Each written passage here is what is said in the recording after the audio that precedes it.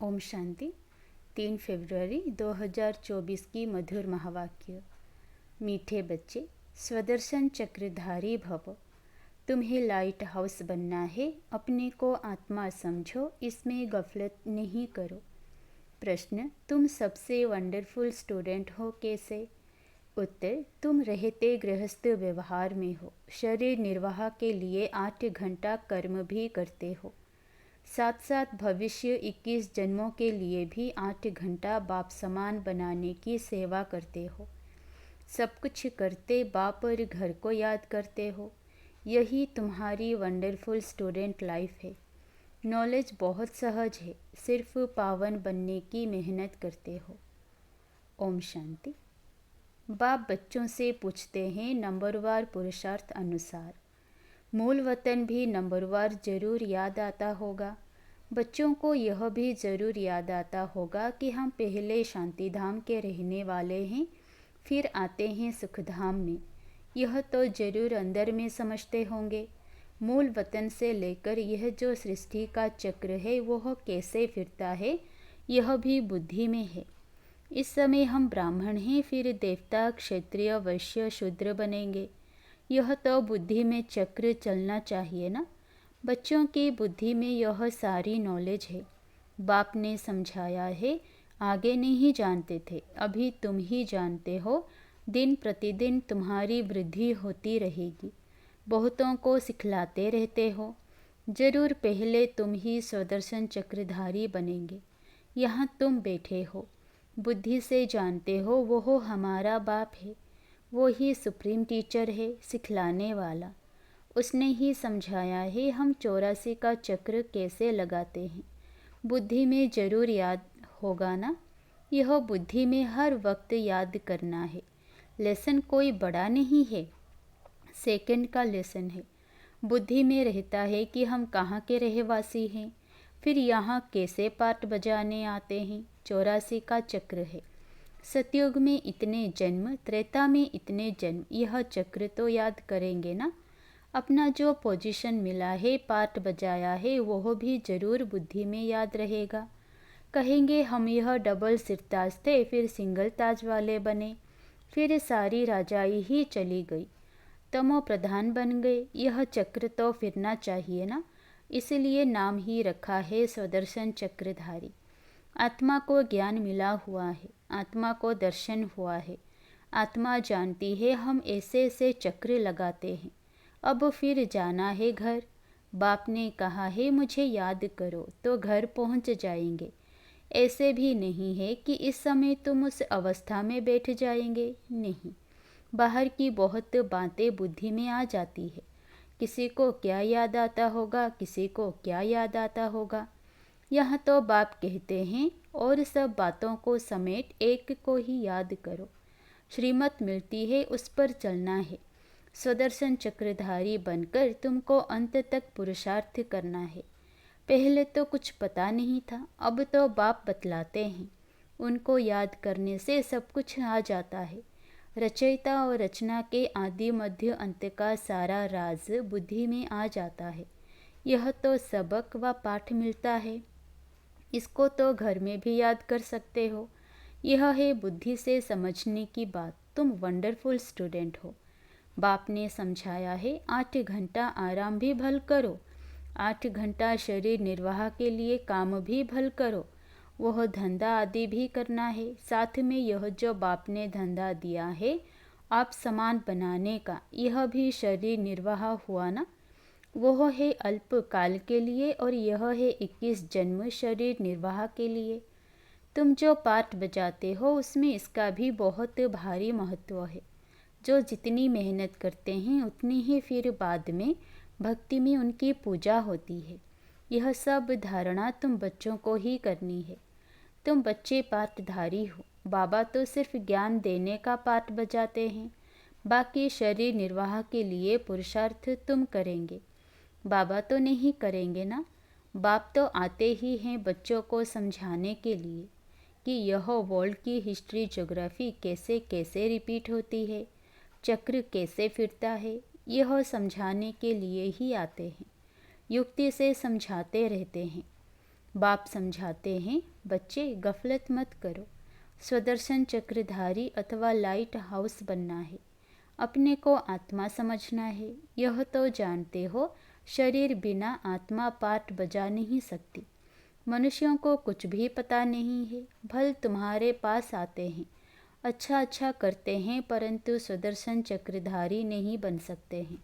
इसमें बहुत प्रैक्टिस करनी पड़ती है। तो फिर कहाँ भी जाएंगे तो जैसे ज्ञान का सागर बन जाएंगे।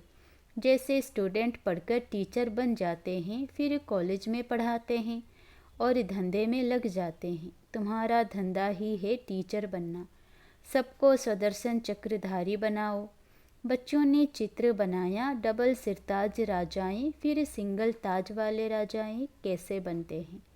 यह तो ठीक है, परंतु कब से कब तक डबल ताज वाले थे, कब से कब तक सिंगल ताज वाले बने, फिर कैसे और कब राज्य छीना गया, वह डेट्स लिखनी चाहिए। यह बेहद का बड़ा ड्रामा है। यह सटेन है। हम फिर से देवता बनते हैं। अभी ब्राह्मण है। ब्राह्मण ही संगम युग के हैं। यह किसी को मालूम नहीं जब तक तुम ना बताओ। यह तुम्हारा अलौकिक जन्म है। लौकिक और पारलौकिक से वर्षा मिलता है, अलौकिक से वर्षा नहीं मिल सकता। इन द्वारा बाप तुमको वर्षा देते हैं। गाते भी हैं, हे प्रभु। ऐसे कभी नहीं कहेंगे हे प्रजापिता ब्रह्मा। लौकिक और पारलौकिक बाप को याद करते हैं। यह बातें कोई नहीं जानते, तुम जानते हो। पारलौकिक बाप का है अविनाशी वर्षा, लौकिक का है विनाशी वर्षा। समझो, कोई राजा का बच्चा है, 5 करोड़ वर्षा मिलता है, और बेहद के बाप का वर्षा सामने देखेंगे तो कहेंगे उनकी भेंट में तो यह अविनाशी वर्षा है, और वह तो सब खत्म होने वाला है। आज के जो करोड़पति हैं, उन्हों को माया चटकी हुई है, वो आएंगे नहीं। बाप है गरीब निवाज। भारत बहुत गरीब है। भारत में बहुत मनुष्य भी गरीब हैं। अब तुम बहुतों का कल्याण करने का पुरुषार्थ कर रहे हो। अक्सर करके बीमारों को वैराग्य आता है, समझते हैं जीना क्या काम का। ऐसा रास्ता मिले जो मुक्ति धाम चले जाएं। दुख से छूटने के लिए मुक्ति मांगते हैं, सतयुग में मांगते नहीं, क्योंकि वहाँ दुख नहीं है। यह बातें अभी तुम समझते हो। बाबा के बच्चे वृद्धि को पाते रहेंगे। जो सूर्यवंशी चंद्रवंशी देवता बनने वाले हैं, वो ही आकर ज्ञान लेंगे, नंबरवार पुरुषार्थ अनुसार। यह ज्ञान बाप बिगर कोई दे नहीं सकते। अब तुम बेहद के बाप को छोड़ कहाँ भी नहीं जाएंगे। जिनका बाप के साथ लव है, वो समझ सकते हैं। नॉलेज तो बहुत सहज है, बाकी पावन बनने में माया विघ्न डालती है। कोई भी बात में गफलत की तो गफलत से ही हारते हैं। इनका मिसाल बॉक्सिंग से अच्छा लगता है। बॉक्सिंग में 1-2 से जीत पहनते हैं। बच्चे जानते हैं माया हमको हरा देती है। बाप कहते हैं, मीठे बच्चे, अपने को आत्मा समझो। बाप खुद समझते हैं इसमें मेहनत है।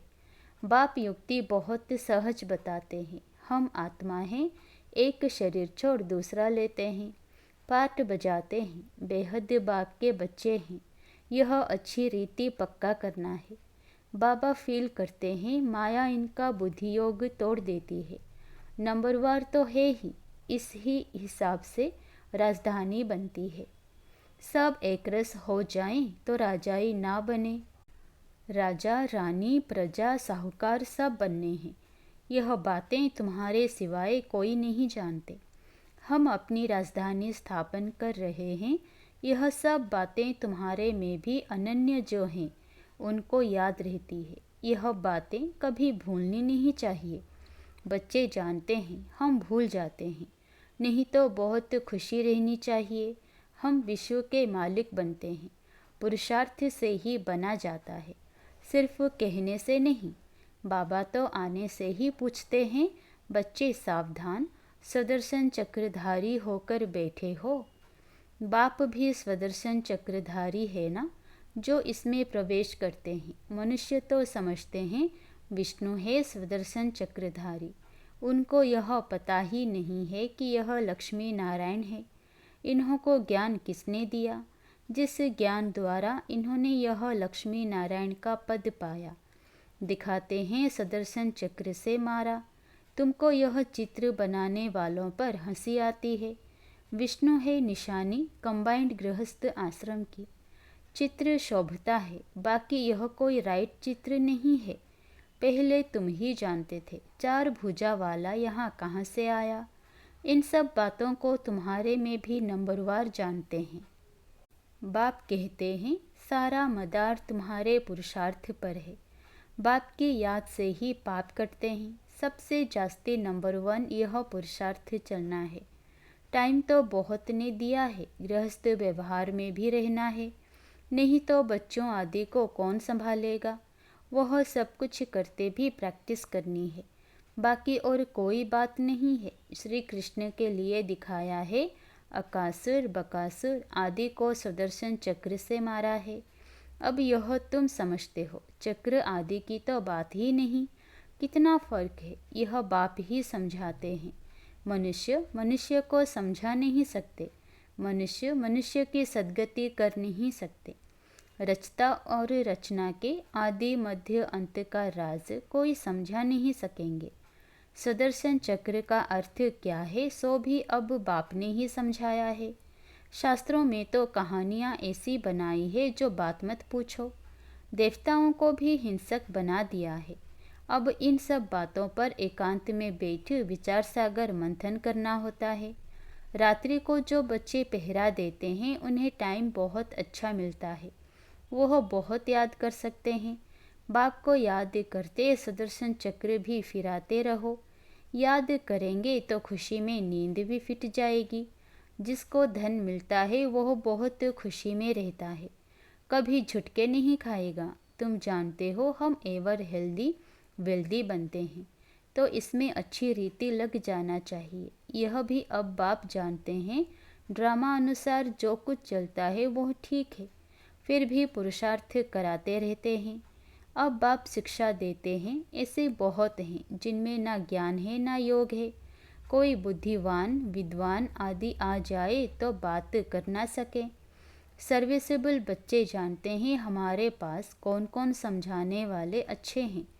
फिर बाप भी देखते हैं यह बुद्धिवान पढ़ा लिखा आदमी अच्छा है और समझाने वाला बुद्धू है, तो खुद प्रवेश कर उनको उठा सकते हैं। तो जो सच्चे बच्चे हैं वो कहते हैं हमारे में तो इतना ज्ञान नहीं था जितना बाप ने बैठ इनको समझाया। कोई को तो अपना अहंकार आ जाता है। यह भी उनका आना मदद करना ड्रामा में पार्ट निभा हुआ है। ड्रामा बड़ा विचित्र है, यह समझने में बड़ी विशाल बुद्धि चाहिए। अब तुम बच्चे जानते हो हम वो राजधानी स्थापन कर रहे हैं जिसमें सब गोरे ही गोरे थे, काले वहाँ होते नहीं। यह भी तुम गोरा और काला चित्र बनाकर लिखो। 63 जन्म कामचिता पर बैठ ऐसे काले बन पड़े हैं। आत्मा ही बनी है। लक्ष्मी नारायण का भी काला चित्र बनाया है।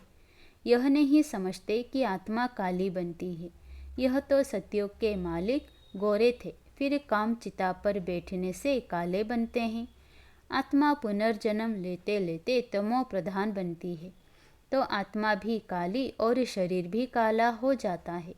तो हंसी हंसी में पूछ सकते हो लक्ष्मी नारायण को कहाँ काला कहाँ गोरा क्यों दिखाया है? कारण ज्ञान तो है नहीं। श्री कृष्ण ही गोरा फिर श्री कृष्ण ही सावरा क्यों बनाते हैं? यह तो तुम अभी जानते हो। तुमको अभी ज्ञान का तीसरा नेत्र मिला है। अच्छा, मीठे मीठे सिकिलधे बच्चों प्रति माता पिता बाप दादा का याद प्यार और गुड मॉर्निंग। रूहानी बाप की रूहानी बच्चों को नमस्ते। धारणा के लिए मुख्य सार। पहला, खुशी से भरपूर रहने के लिए एकांत में बैठ मिले हुए ज्ञान धन का स्मरण करना है। पावन व सदा निरोगी बनने के लिए याद में रहने की मेहनत करनी है। दूसरा, बाप समान मास्टर ज्ञान सागर बन सबको स्वदर्शन चक्रधारी बनाना है। लाइट हाउस बनना है। भविष्य 21 जन्म के शरीर निर्वाह के लिए रूहानी टीचर जरूर बनना है। वरदान, त्रिकालदर्शी स्थिति द्वारा तीनों कालों का स्पष्ट अनुभव करने वाले मास्टर नॉलेजफुल भव।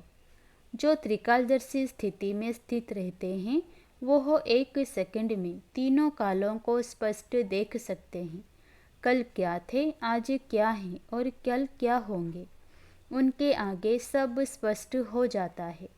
जैसे कोई भी देश में जब टॉप पॉइंट पर खड़े होकर सारे शहर को देखते हैं तो मज़ा आता है, ऐसे ही संगम युग टॉप पॉइंट है। इस पर खड़े होकर तीनों कालों को देखो और फलक से कहो कि हम ही देवता थे और फिर से हम ही बनेंगे। इसी को ही कहते हैं मास्टर नॉलेजफुल।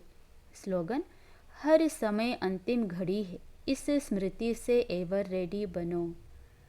हर समय अंतिम घड़ी है, इस स्मृति से एवर रेडी बनो। अच्छा, ओम शांति।